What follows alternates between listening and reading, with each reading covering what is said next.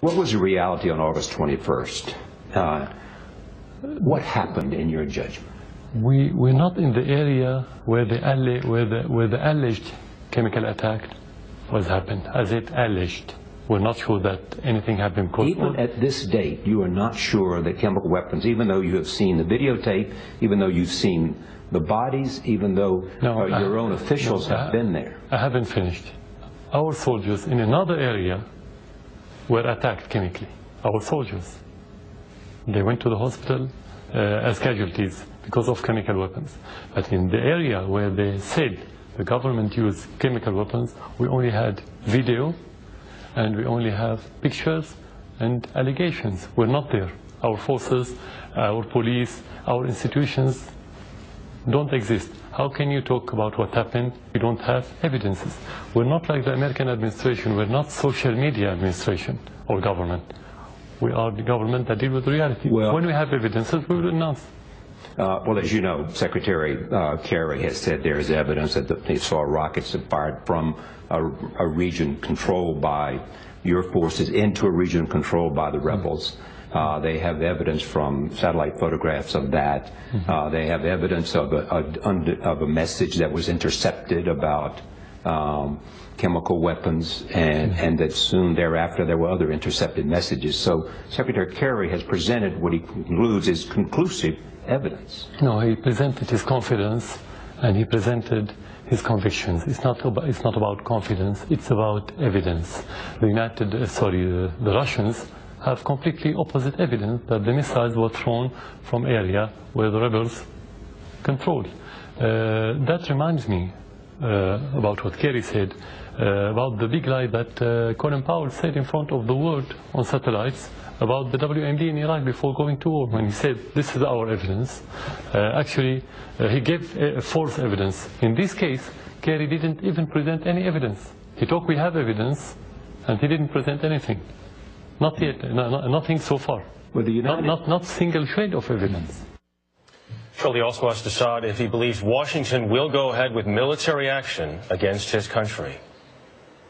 There is an intense discussion going on about all the things we're talking about in Washington, where if there's a strike, it will emanate from the United States' decision to do this. What do you want to say in this very important week in America and in Washington to the American people, to members of Congress, to the President of the United States? I think the most important part of this now is, say, the American people, but the polls show that the majority now don't want a war anywhere, not only against Syria. But the Congress is going to vote about this in a few days, and I think the Congress is elected by the people and represent the people and work for their interests. The first question that they should ask themselves, what do wars give America since Vietnam till now? Nothing. No political gain, no economic gain, no good reputation. The United States is at all time, the credibility is at all-time low. So this war is against the interests of the United States. Why? First of all, because this is the war that's going to support Al-Qaeda and the same people that kill Americans in the 11th of September.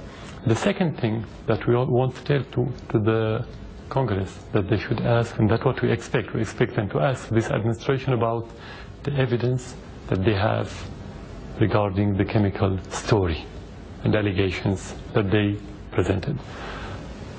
I wouldn't tell the President or any other official, because we were disappointed by their behavior recently, because we expected this administration different from Bush's administration. They are adopting the same doctrine with different accessories. That's it. So we expect, if we want to expect something from this administration, is not to be weak, to be strong, to say that we don't have evidence, that we have to obey the international law, that we have to go back to the Security Council and the United Nations. The question remains, what can you say to the President who believes chemical weapons were used and were used by your government, that this will not happen again? I will tell you very simply, present what you have as evidence to the public. Be transparent. And if he does? If he does. If he presents that evidence. This is where you can discuss the evidence, but he doesn't have. He didn't present it because he doesn't have. Kerry doesn't have. No one in your administration have.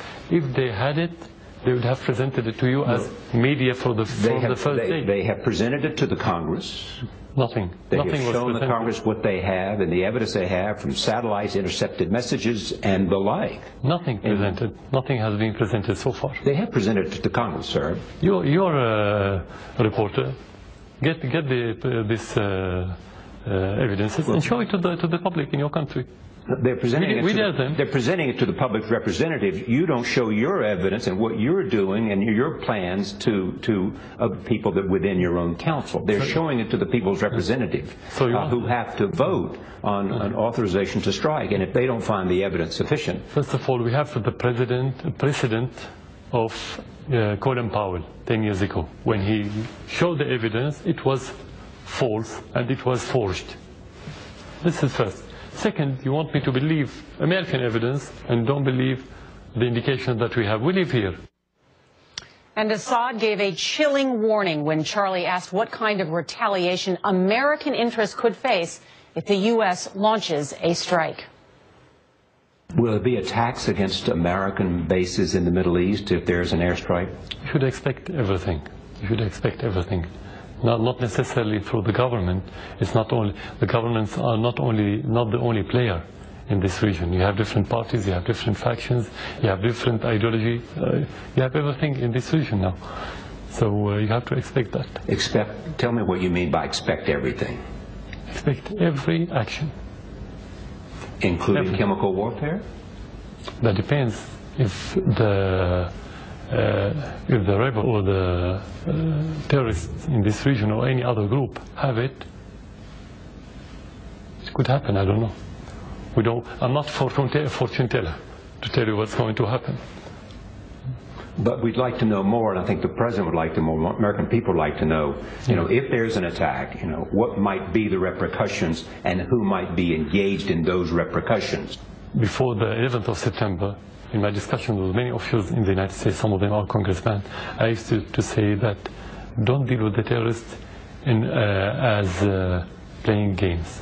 It's a different story. You're going to pay the price if you're not wise in dealing with the terrorists. So nobody expects, we said there's going to be a repercussion of the mistaken way of dealing with it, of treating the terrorism. But nobody expected 11th of September. So you cannot expect, it's difficult for anyone to tell you what's going to happen. It's an area where everything is on the brink of explosion. You have to expect everything.